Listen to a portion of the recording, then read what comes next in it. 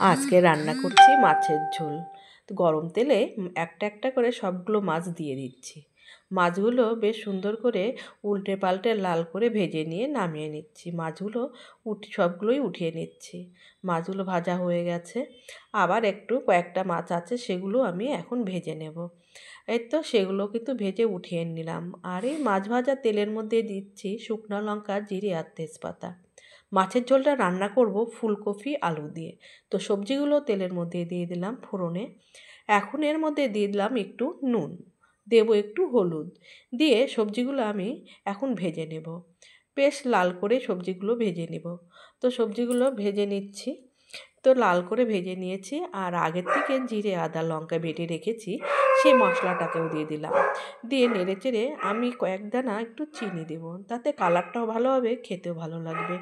সেটা দিয়ে মশলাটা কষিয়ে ঝোলটাও দিয়ে দিলাম। ঝোল দিয়ে নেড়েচেড়ে মশলাগুলো মিশিয়ে দিলাম। ঝোলটা ফুটছে, আমি উপর থেকে ভাজা মাছগুলো ভেজে রেখেছিলাম সেই মাছগুলোও দিয়ে দিলাম। মাছগুলো ঝোলের সঙ্গে বেশ সুন্দর করে মিশিয়ে দেব।